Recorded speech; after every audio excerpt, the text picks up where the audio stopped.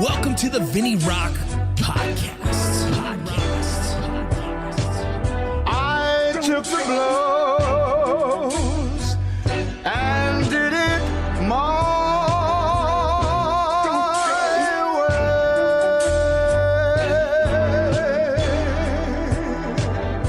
way. It's time. The VinnyRoc podcast.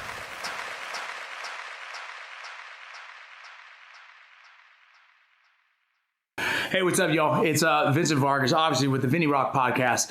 We just want to say thank you for everyone who's been supporting us and watching us, who's subscribed to our YouTube channel where you can watch the full length of our podcast. Just want to take this time to talk about several of my sponsors. You guys already know one of my main ones is Core Medical Group. I've been with Core Medical Group for about 6 years. They're outstanding. They work with a lot of the military and veterans and special operations communities all around you, the people that you are near and dear to. Core Medical Group services them. Is one of the most important things men can do for their mental health is get their blood work checked yearly. So if you guys have any questions, hit me up about Core Medical Group. But another one of my sponsors is GMR Gold and Bullion Box. GMR Gold is a company that sells precious metals, gold and silver. Currently, right now, you guys already know the trends. There's gold is through the roof right now, and what the value is of it. I enjoy buying my subscription-based model with the Bullion Box, monthly subscriptions coming to my house, so me and the kids can enjoy, open it up, and have some good times with it. I've obviously hit some before in the past. I'm going to hit some more in the hide some more in the future, so you guys can go enjoy doing a little bit of a treasure hunt because I enjoy doing things like that for y'all. Another one of our sponsors is Modern Gun School. It is an online from your own home, learn how to be an armor. Right, this school has all the certifications you need to be an armor. You can do this at the comfort of your own home. They take the GI Bill. They take the vocational rehab benefit as well. So you guys have any questions, trust me, this is a really good company. Several of my close friends have used this and been super proud of it and super excited about it. So if you guys are interested in being armors in the comfort of your own home, please go check them out, as well as Everest.com. Everest.com is a trading post for outdoor goods. If you guys are outdoorsmen, if you guys like to camp, hunt, fish, you can find everything you need at Everest.com. Go check them out. We have several other sponsors coming on board here soon. We're really excited about them. I'll talk to you about those later on, but right now we're just super excited about the growth of the podcast, and we want to continue to grow this podcast. So please like, share, subscribe to our YouTube channel. Go check it out on iTunes or wherever else you listen to podcasts. Thank you so much for being a guest or for being a fan and supporter of the VinnyRoc podcast. Take care. Welcome to the VinnyRoc podcast. I'm talking a little low because the kids are sleeping right now. But either way, I thought I'd do another solo episode. This one's kind of a little bit more loosey-goosey. I asked for some questions on social media. People asked, and I shall answer. Currently waking up. Focus on that autofocus. Boom. Little ruck pack action for you right now. Drink up, wake up. Oh, shit. I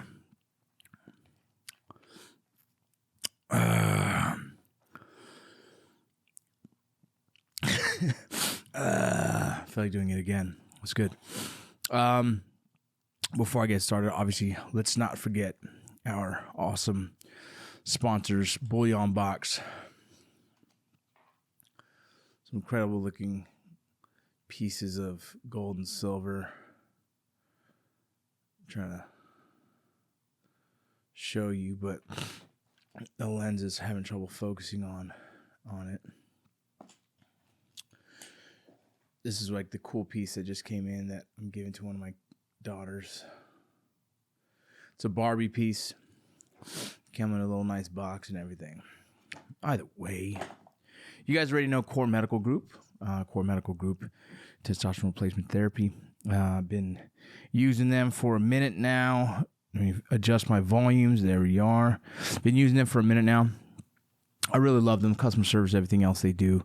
Hands down, top-notch kind of company, kind of organization we could all love because they're good to us, good to the veteran community, good to the law enforcement community. So They're great. I'm going into my phone to make sure I don't miss anyone. Everest Trading Post. You guys go check them out. Anything you need for the outdoors, lifestyle, or survival, you can go to everest.com, and it's essentially a trading post. Different organizations, different companies host their products on there. You guys can go check those out. I love the company. I love the people who own that company. Very, very good God, family, country type people. Okay, that's kind of my circle.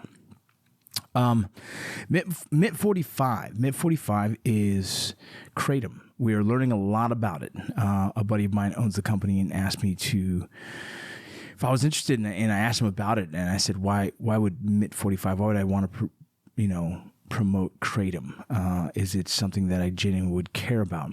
And when I read up on it, and when he explained it to me, it hits the opiate receptors in our body. And so those who are trying to change of lifestyle, trying to get away from some addiction, or potentially get away from those painkillers that the VA prescribes, try Kratom. I've heard it's changed a lot of lives to help people get sober on the right track. Kratom itself is a plant compound. Very controversial at this time, but I'm on board with anything that's going to help guys get away from drinking and pain meds. And so Kratom it is. Personally have not tried it yet. I still have to go through the legalities and see if I can.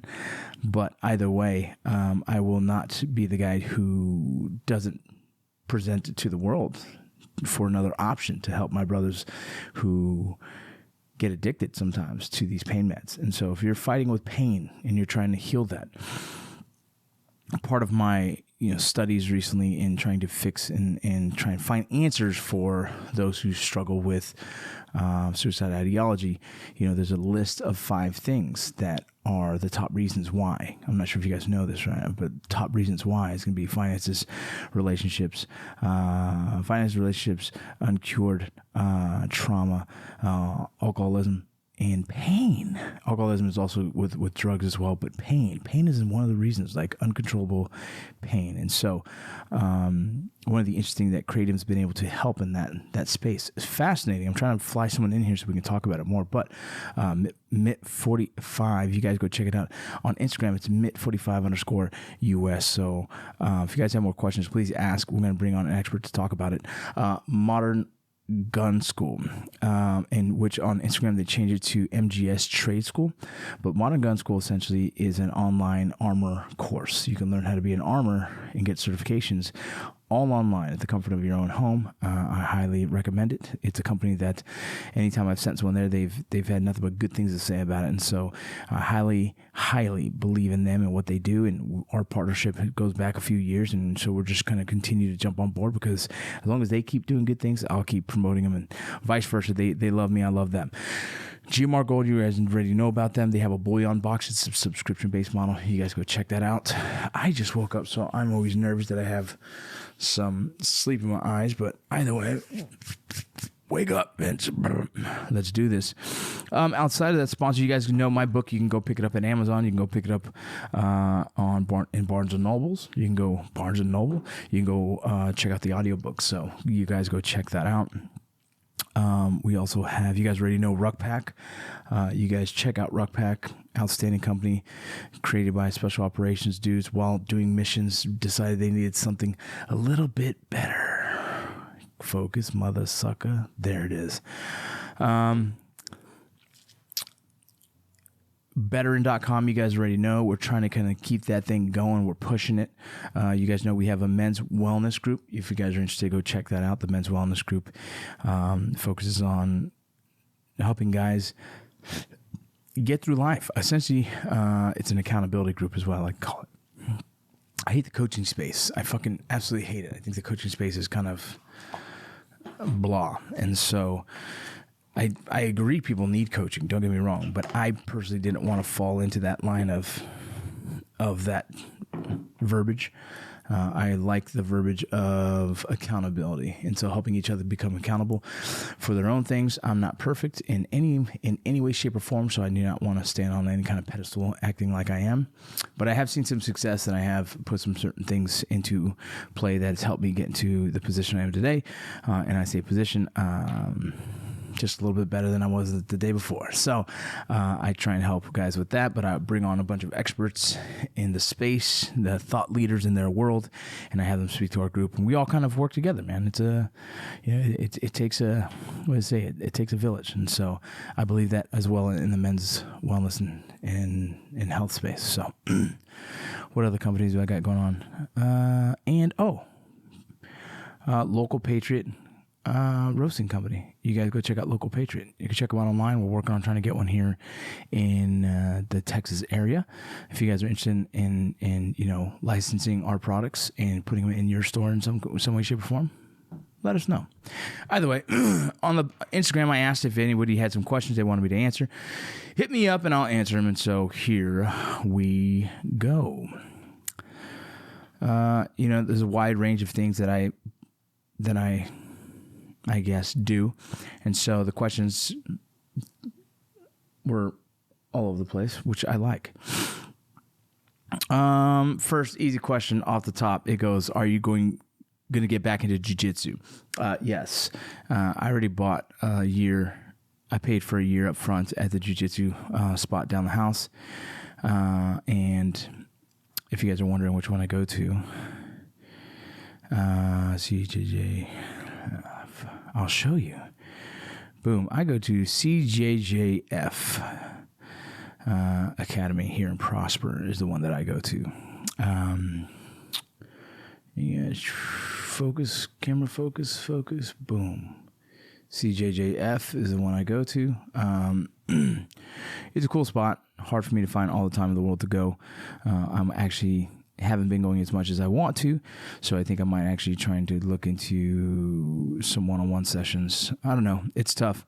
It's tough to find the time in the sense of everything else that I got going on. But yes, I have gotten back into jiu-jitsu, not doing as much as I'd like, but I'd want to eventually get more committed to it. So that's what we'll do. This is interesting. It says, this is by Lazy Boys, what his Instagram handle says. It's Pit18. My question is based on a previous podcast where you talked about strange things. We'll make an episode like that again where you will talk about aliens and other weird stuff and maybe speak to experts on the field. Also, will you have Clayton or other members on the podcast as well? Lastly, what's your personal opinion on extraterrestrials? You guys, if you guys listen to the original podcast, the old school podcast, we did a couple episodes called Strange Things. And what I do is invite people who have these interesting experiences in the world, aliens, Bigfoot, ghosts. And so those are fascinating to me. I think they're super extremely interesting. I like to talk about those kind of things because I think they're great for conversation, but as well as everyone's different belief systems and what they believe in, and, it's kind of piled them together. So yes, I want to have more Strange Things episodes. I have actually one lined up after the New Year's. And so hopefully he's able to make it. But if you guys know anyone else that has an expertise in this space of aliens, Bigfoot, anything, I'd love to have them on and have that conversation. As well as if you guys, if you're listening and you are one of those guys, hit me up. We'll get you on. Sorry, my wife texted me, good morning. Good morning, baby.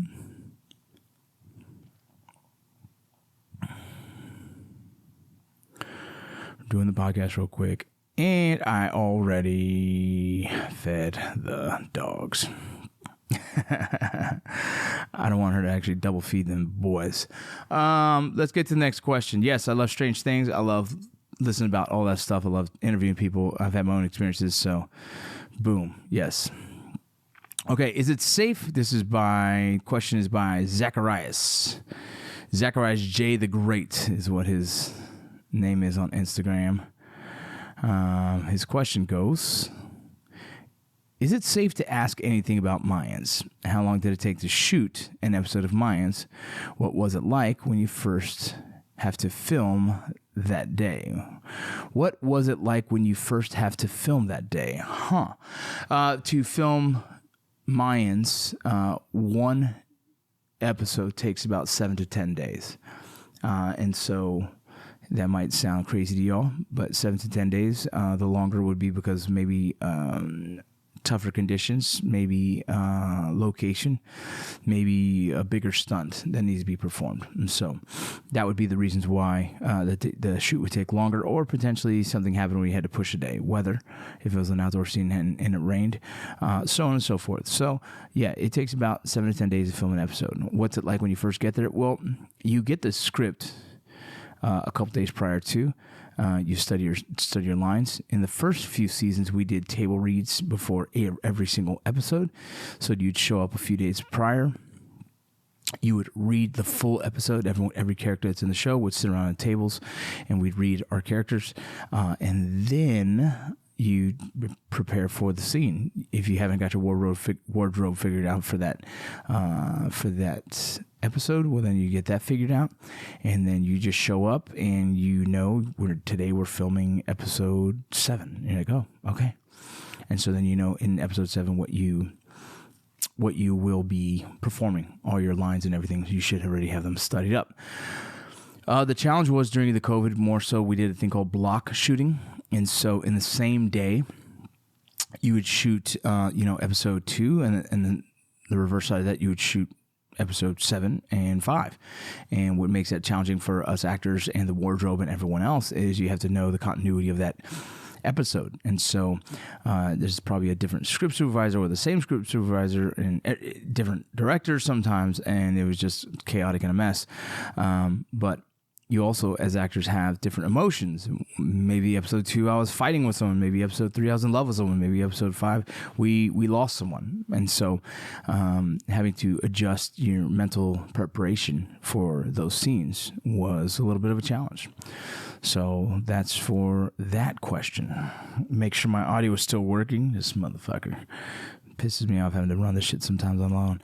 How difficult? This is by Scott Dockendorf. I've known Scott for a little bit. How difficult was it after days, weeks, months of shooting a violent and aggressive show, such as Mayans, to leave Gilly and the aggressive nature of that show at work, and be the best parent and husband you could be at home? I'll tell you, the first 3 seasons wasn't as much of a challenge as season 4 and 5. Let me shut that off for a second. So seasons 1, 2, and 3, 1, 2 for sure, Gilly didn't do a lot. Me as an actor really was just kind of soaking it in, learning, kind of just going with the flow of everything. Really excited to be there. And so this is pissing me off. And so 1, 2, and seasons 1, 2, I had a couple lines here and there. I wasn't oblivious that I didn't have a lot of work. So I showed up, smiled, and hung out, and I was just the big guy on set. Season 3, it picked up a little bit for my character. I mean, a lot compared to other seasons. Excuse me. And so that's when I really started to kind of have a process and learn how to develop the process for the character Gilly, differentiate the difference between Gilly and Vince. And so that process became something that I started to realize had more of an effect on me than I thought. And so doing like emotional scenes, you do tend to kind of carry those with you, and learning how to shut those off was like the next kind of skill set that I was learning. So going into season 4 was probably the hardest season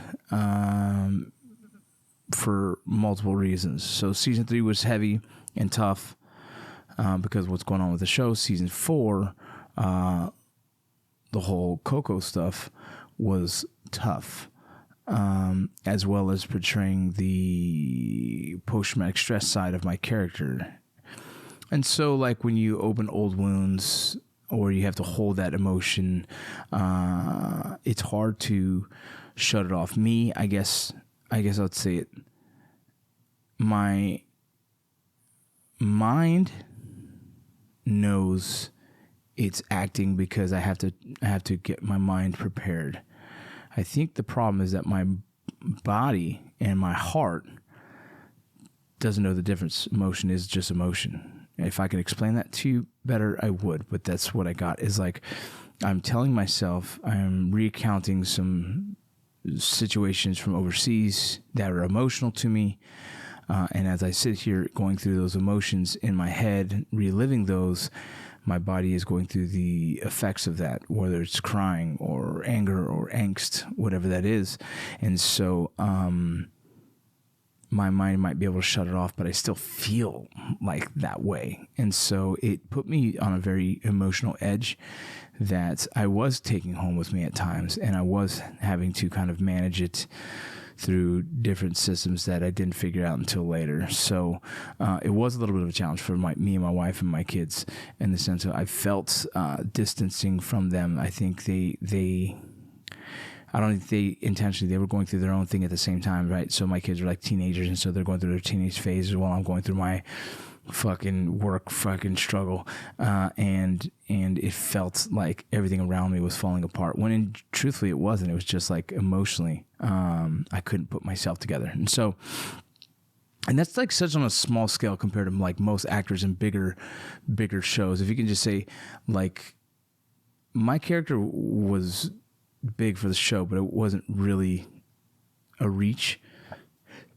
I think it might have been more sensitive to me because of the topic. But imagine some of these actors that have to really dig deep into something that they've never done and they don't know how to pull themselves out of. It could be pretty deep. So it was a challenge. We learned, we did some work. I had some breathing coaches who helped me through some kind of like breathing meditation. That's where I was digging deeper into wellness and talking to a couple counselor friends of mine that I can trust and kind of confide in. At the same time, I was doing several other techniques of modalities of healing, trying to figure it out. So by chance, I was in a good place to try and learn it all and figure it all out. So thank you for that question, bud. There's a question here I'm skipping over now because it's going to probably take a little longer to answer, which is good. So we'll get to that. Let's see. What's a good question here? Okay. Here's the easy one real quick. Hey, brother. This one's from Walter Farish. Walter, what's up, big dog? From North Carolina. He says, hey, brother. How was your transition from military to film, acting, writing, etc.? Huge fan, love the book. Oh, cool. The transition was definitely interesting. I think it's very unorthodox, but it's manageable. I think a lot of people ask that because they're interested in doing it. What I find, even like with my own, like I have a daughter who wants to get into acting, but she doesn't really pursue it, And personally, I won't hand feed my kids any of this shit. If they want it, they better work for it because I won't embarrass my own name, but as well as if you're looking for like an easy ticket, that's just to me not how it works. I think any career field deserves hard work and real effort. And so if one of my kids really want this, they'll prove it by doing it. And then if they need help in that fashion, I can kind of guide them. But really in this line of work, if you want it, you got to go get it. There's a lot of people that message me and say, hey, I want to be an actor, but they've never even Googled how. They've never even Googled the research and YouTubed and done all the fucking their own work. They're looking for like the fastest answer from someone like me, which I tell them, you got to do it, And so the hardest thing is people reach out to me that don't make that effort, which then I turn around, don't want to help them much because it's just frustrating. But I still do. I still say, hey, go do this, go do that, go do that. And most people, I tell them exactly what to do. They don't do it. And not for any other reasons of some people aren't built like that. Some people aren't built to just go and fucking make shit happen, to go knock down walls and make shit happen. They're not. Facts. And if you're not built like that, well, then this career is going to be extremely challenging because in this career, you have to almost pave your own path to the beginning of it, to just the start. And when you get started, then it's still a fucking rat race to who's going to see you or what chances you're going to get. That's why I kind of pivoted into the writing space as well. So then I have multiple and possible means of financial gain, right? I could probably make money as an actor. I could make money as a writer. I'm hoping to start making money as a director now. Point being, I kind of had to be the trailblazer for myself in those spaces. And if I was hoping someone would bring me along, well, like, why would they bring you along if you haven't proved your worth, right? If you can't prove that you're good at something, why the fuck would they give two shits about you, right? This is a really challenging career field. This is the only career field that when you're an expert, you still don't get work. Like, if you're an expert fucking doctor, if you're an expert fucking painter, if you're an expert fucking carpenter, you get work. Here, you could be an expert. Doesn't matter. Your version of expertise might not fit the role of what you're going for or what you want or what they see. Or the nepotism, friends and all this stuff, the good old boy system kind of takes place. So you have to learn how to navigate all that shit. But at the same time, you still got to fucking prove you act. So let me just get to this part. So I got into it by, obviously, I produced Range 15 with my friends. So that's a producer credit and an acting credit right off the bat. Boom. So that shows there's someone doing work. We did the work. Outside of that, I produced a film with my buddy Alex called The Long Way Back. Long Way Back was based on a poem that I wrote. It was kind of a spoken word poem, if you will, and we turned it into a kind of an emotional narrative. I acted in that as well, okay? And I also did the stunt credit. I did the stunt, right? So I was the actor, the writer, and the stunt on that. Boom. More credits, put that through the film festival route. Boom, it did pretty good. Okay. So now I have 2 credits as an actor, a couple credits as producers already going. From there, I did Dads and Parks. Dads and Parks. Why? Because when I did my film festival run, I ended up meeting with Jamie Kaler, and Jamie Kaler invited me to come back and me and Jared Taylor at the time to go do some YouTube skits with him. We had no idea what we're getting into. He said it's improv comedy. We said, yeah, boom. I flew out there and did the first version of it. It did really well for them. The first version of Dads and Parks, you guys might know, it's kind of the big scary guy sits next to him in a park, and boom, we go back and forth. That video was one of the most successful videos of the Dads and Parks series. That series was open for a second season, and that second season was funded by AMC Theaters. So we got some money to produce more of these bad boys. Well, I was a writer and the actor on that, so that's another credit. Okay, so I say all that as I wanted to be an actor, so I produced films. Very fortunate in how we did it, don't get me wrong, but the second film was just bootstrap out of pocket. We just did what we did. And then the Dads and Parks was based on just networking. I produced the film, put it through a film festival, networked, and got another opportunity. I proved my worth in the sense where they wanted to see me do more. So I did another film.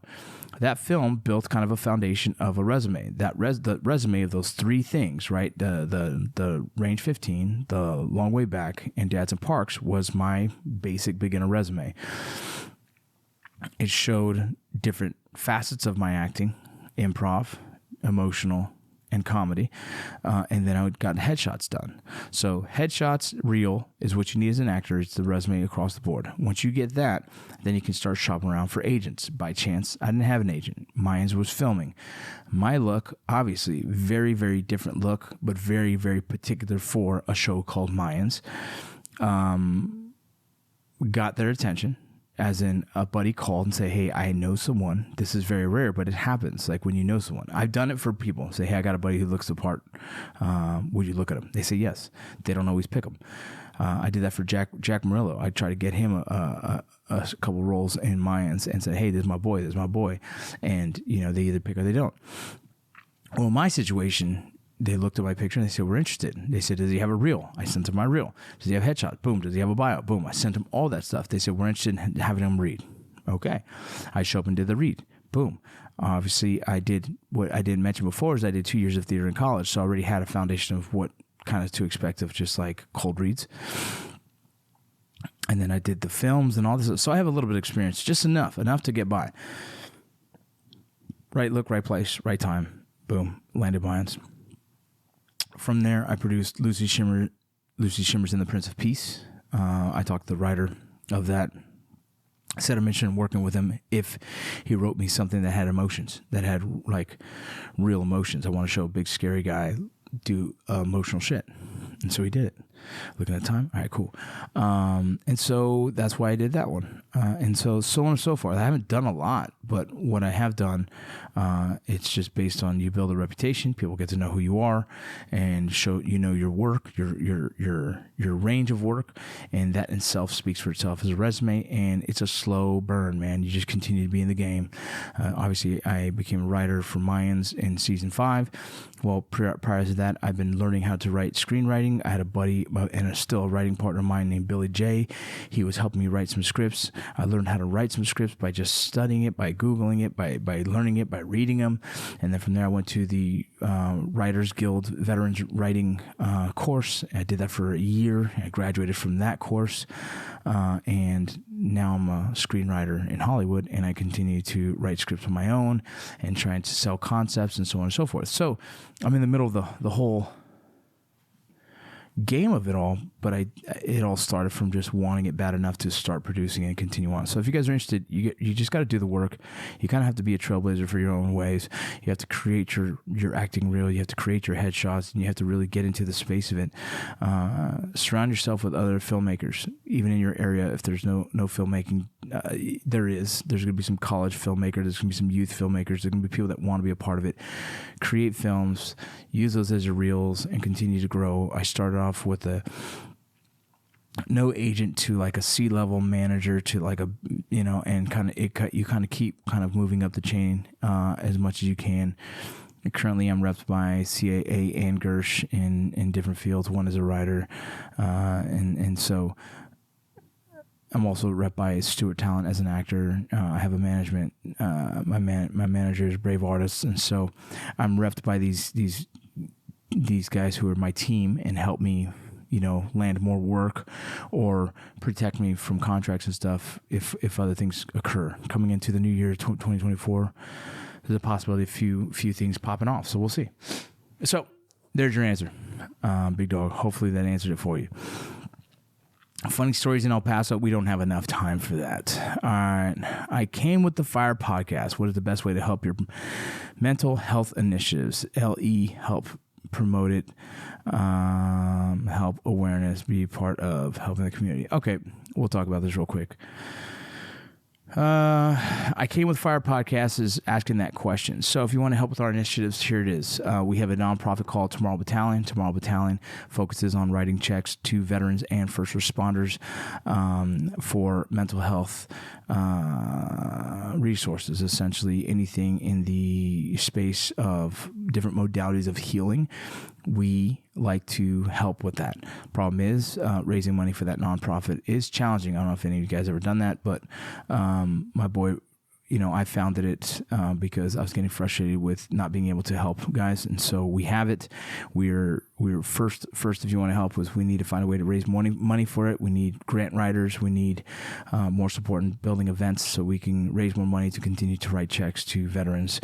We've helped guys go to retreats. We've helped guys go to ayahuasca. We've helped guys go to. One guy went to an acting course.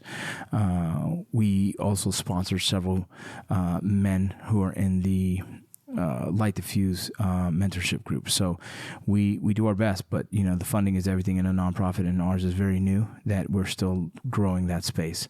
The other side of it is Light Diffuse Accountability Group. It's free. There's an accountability group on Facebook that is absolutely free. You guys can just go follow it, right?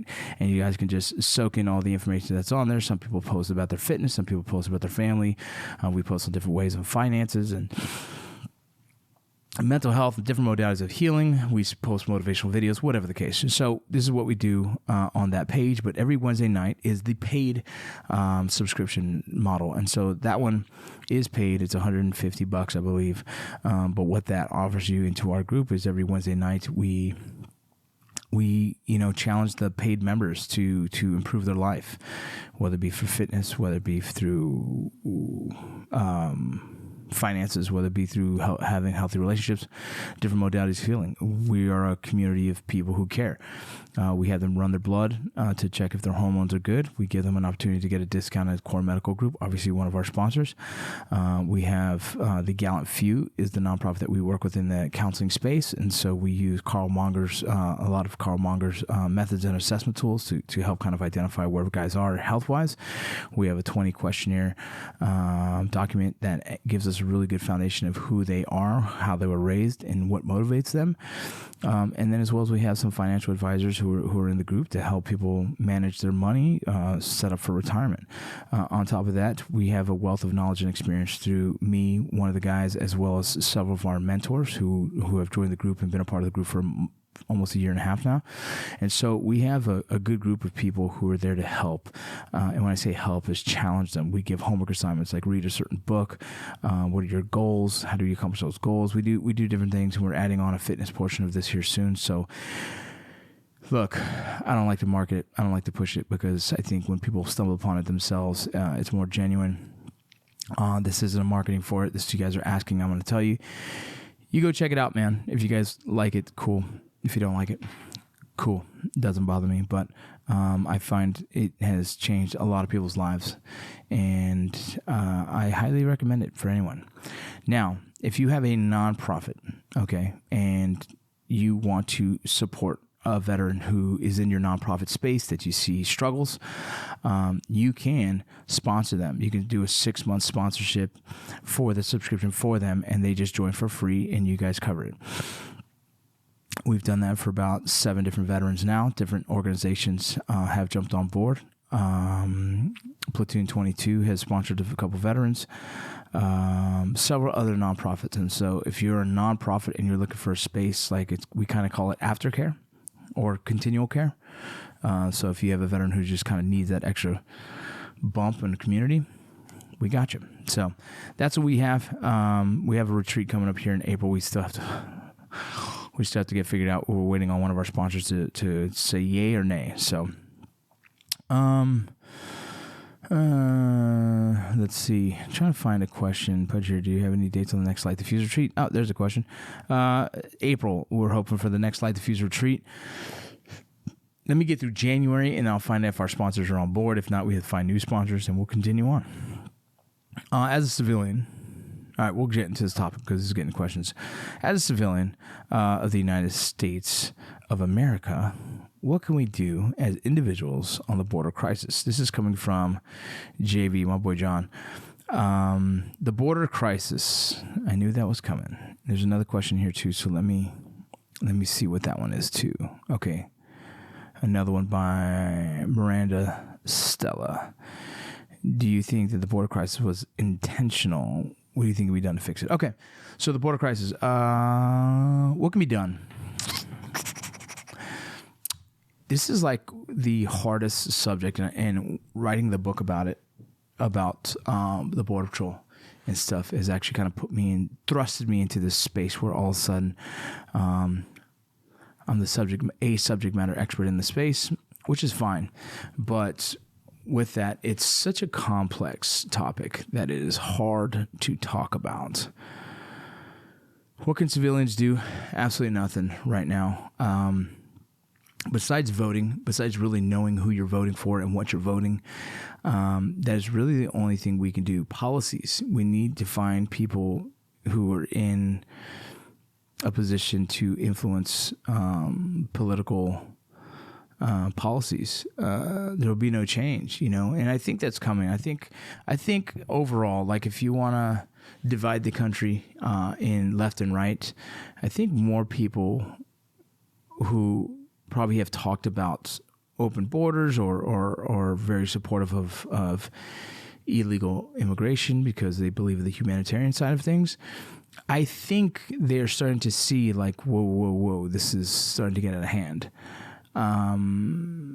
And I think that brings a different conversation. So, answer John, as a civilian, I don't think there's much you can do besides really understand who you're voting for, really understanding the voting process, and digging deep into what they're asking for in different policies. And so I think that's really all you can do. And like I would tell anyone, be prepared for yourself. Just protect your family, be prepared. But also, I guess the best thing is to educate yourself on the topic. I think reading my book is probably the first thing. I'm writing a second book with a partner of mine. We're knocking out a book called The Border Paradox, and to kind of really get deep into this. I don't know if I'm supposed to mention that or not, but either way, So I think maybe really understanding immigration. There hasn't been a lot of good books written on it that are digestible, meaning like that are not like a textbook for fucking college. Mine might hit it as simplest form as possible that you're ever going to find, but really, really read the book, understand it, understand the nuance and the complexities of immigration and why it's so challenging. Because then you won't be one of those people online who are just spouting off bullshit. Because those people, I think, make things harder for a lot of us who are just like, we want answers. And then you get bullshit fucking responses. So learn as much as you can. The other question was, do I think it's intentional? I think that would fall in line a lot more with kind of the... that's how do you say it? That's kind of like a conspiracy theory, but I'm not calling you a conspiracy theory, ma'am. I'm just saying that's a theory that it is intentional. I don't see the value in making that intentional. I don't see the value in it.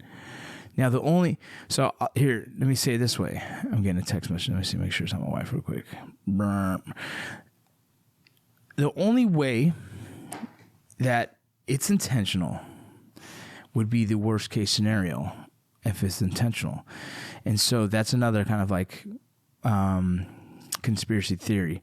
And dude, hey, I've seen a lot of conspiracy theories be proven to be true in the past couple of years. And so I'm not saying it's unrealistic. I'm saying it's a theory. And so the only thing I can imagine why someone would want to do this intentionally to our country is to destroy the country. That's the only thing I would say.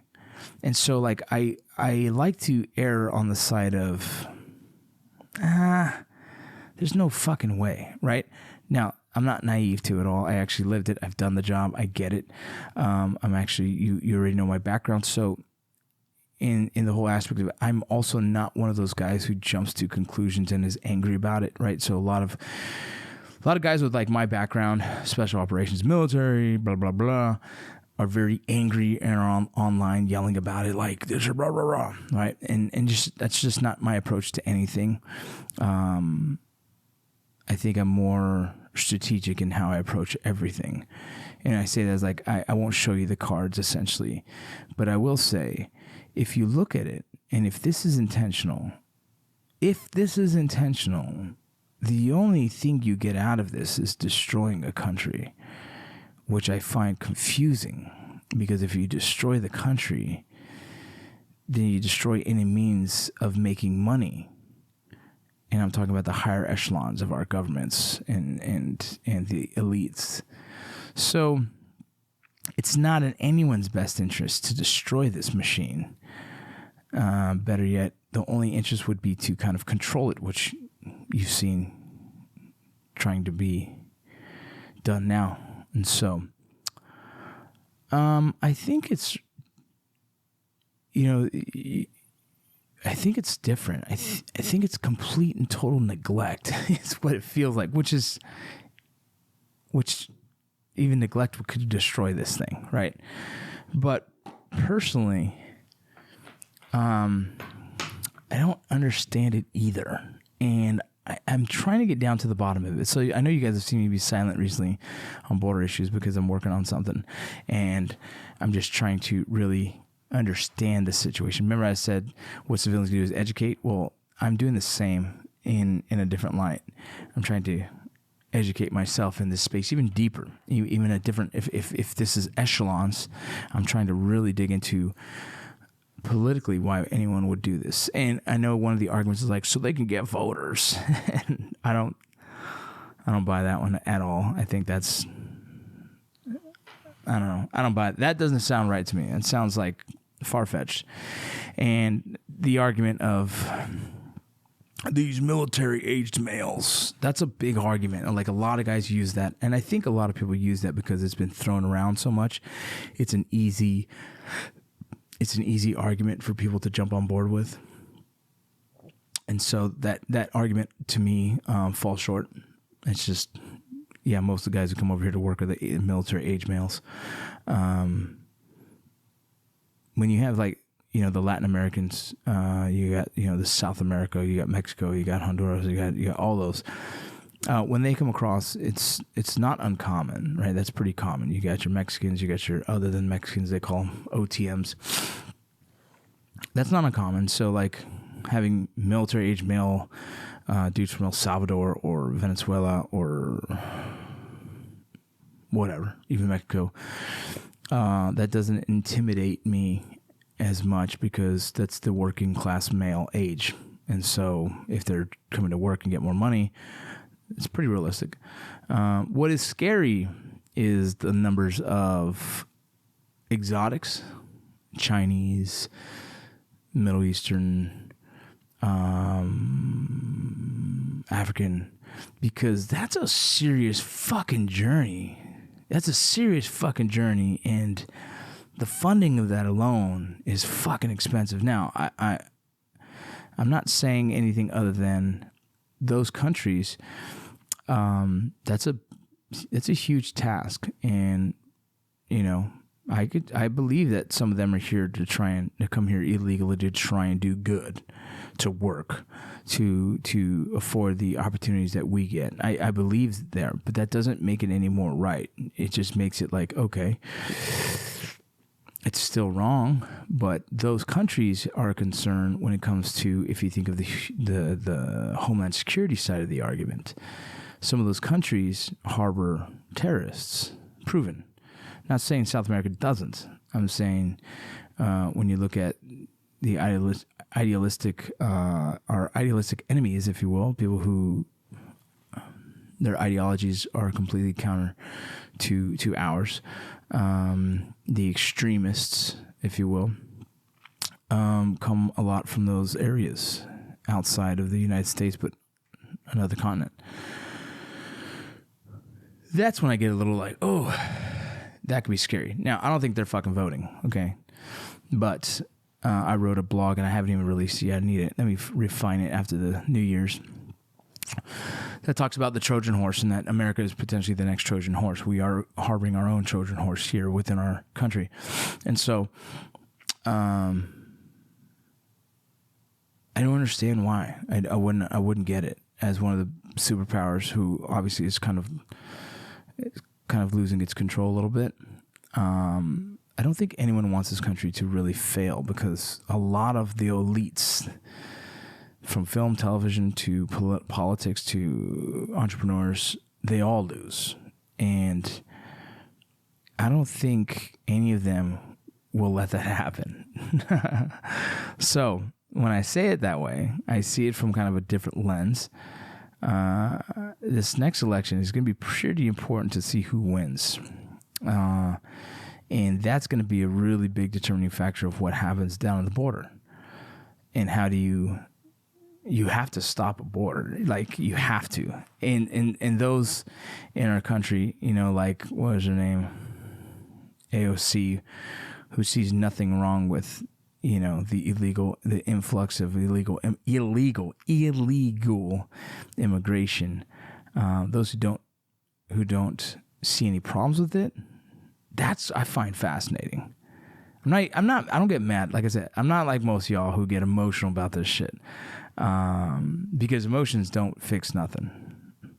Writing a book that explains it is one part of solving issues by educating others, right? That actually makes a blip in the radar of trying to shift this in the right direction. Okay. Yelling on social media doesn't change shit. So I find it fascinating, and I'm digging deeper into that, and trying to find more answers on why the fuck people don't see the problem in this. It's fucking weird, dude. Because it's a problem. It's a problem. It's a problem for a lot of different reasons. And so I don't think it's intentional, to answer that question. And if it is, fuck, I'm hoping to fucking God it's not intentional. I'm hoping it is 100% neglect, and that in itself is fucking... People should be going to prison for the neglect of what's going on. And I don't understand it. I've heard some of our political people talk about it without any kind of urgency, and I find that fascinating too. So it's something I'll have to dig in deeper later when I kind of get my approval to do so. But the border crisis is crazy. It's crazy. Fucking name. All right, well, real quick, let's just get to this. Look, it's the new year, okay? I answered some of these questions. I'm seeing if there's one more question, I'll answer it real quick, and then I'm gonna get to the rest of this podcast, and we'll wrap this bitch up. Let's see. Another question, just dropping a recommendation. Light the fuse. Oh, there you go. Light the fuse. Good job. Read the book. It's good. Something from my boy. Love your solo podcast. Thank you so much. Yep, cool. I answered them all. Let me see. There's one on Facebook. Let's go see what that question was. Volume down. Nope. It's just someone trying to promote their flag coin company.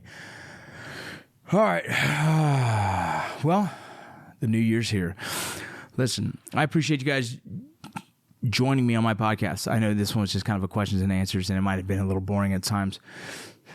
But I like to get down to it and answer these questions because I think they're extremely important to be able to engage with you guys.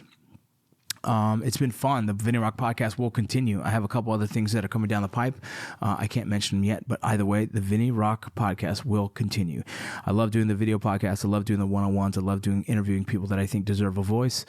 My sponsors just continue to help us keep this going, keep the lights on in this little studio. I've learned a lot this year. I continue to kind of learn and grow. I'm wrapping up my master's in psychology here, and probably by the end of 2024, we'll be good to go. And I've learned a lot about mental health and wellness and sobriety. And so if I could leave you guys with anything going into the New Year's is really look into your personal growth. We get too consumed in this rat race of trying to be like others, but what we should be consumed with was trying to be healthier for ourselves. In the medical field of tactical medicine, there's a training doctrine. We say it's self-aid, buddy aid, definitive care. And when I say that, I never thought of it in the sense of myself, then others, but you really have to heal yourself first before you can go and help others. Or else you're just a ticking time bomb waiting to explode on yourself and on your family and on your friends. And the one thing I learned the most this year is as I've gone deeper into the sobriety and the years and days pass, how different I am from the guy that people knew in the past, how much more I'm excited to learn about the world and myself and see how far I can go. All these accomplishments in my life, I don't necessarily give a fuck about them in the sense of they don't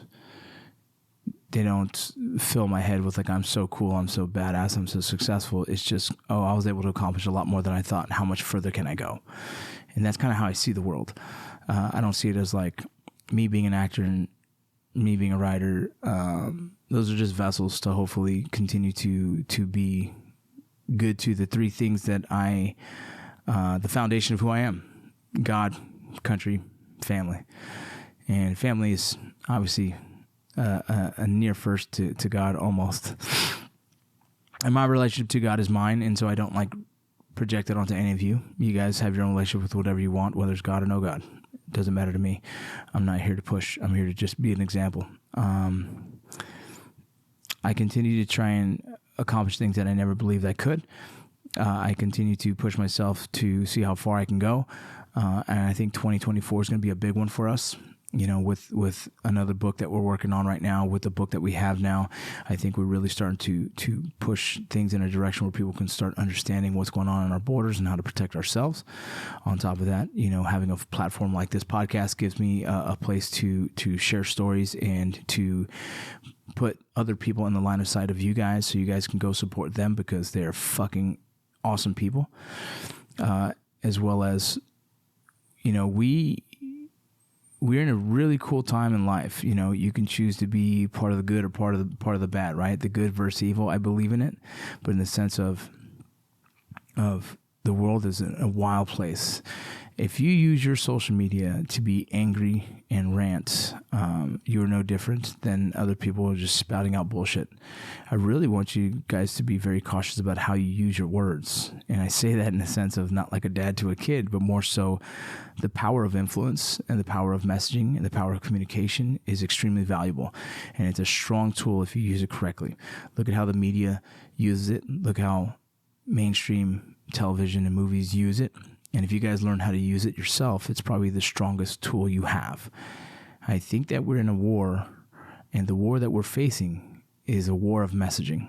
And if you could really learn how to use your words and use your social media platform in a way that can help influence positive, that can help influence growth, that can help influence real information, you got fucking power. And so I would tell you that understand messaging, understand the psychology behind it, understand how to communicate, and understand your emotions behind things doesn't make it more honest. The words that you use have an impact that you will never understand that can be massively influential to those who are looking for it. And so I say all that because I want you guys to know that your social media platforms are vessels, you know, and we have to use those accordingly, because if you're wasting it on memes, which are funny, but if you're wasting it on angry emotions, I don't think you're ever going to get your point across. And so I highly recommend you guys to start using your vessels of influence in a positive way, in a way that can be conducive to keeping this country in a good place, as well as if you guys have a position and a stance that is considered to be an expert, then you need to write your fucking book and project that shit to the world. So it's the VinnyRoc podcast, y'all. New year. New me. All right. Hey, I love you guys. Thank you guys for joining me for this solo podcast. A little different. Answer some questions. I hope you liked it. Either way, we have some new guests coming on here in 2024. We got to book them out. We got to fly them out. I want interesting stories. And I don't want the same fucking story all the time. We don't invite a lot of military guys here because you guys have heard all those dope ass stories. We just invite anyone who has, who are leaders and thinkers in their space, because I find that to be very important to improve our nation, to improve this country. Is let's speak to our academics, let's speak to our experts, and let them have a voice. And so this is what this platform is going to be for. If you guys know anyone that wants to be on part of the podcast that is an expert in their field and has something valuable to say, then please send them. And I have no problems with anyone coming on board who wants to be interviewed by me that has complete contrasted views on life. I don't give a fuck. I'm not here to argue anybody. I'm here to hear them out. I'm here to listen to them. And you guys should too. So I love you guys. Thank you so much. I pray for you guys in your 2024 endeavors. I hope they are successful. I hope you guys find your happiness and find your peace within yourselves, because I know that's the challenge, and that's what I'm doing myself. So thank you for joining the VinnyRoc podcast. 2023 is out into the 2024. Happy New Year's, y'all. Thank you for joining me. Don't forget the sponsors: Core Medical Group, GMR Gold, Modern Gun School, MIT 45, Ruck Pack, Everest.com, Veteran. Don't forget my book, and I'm out.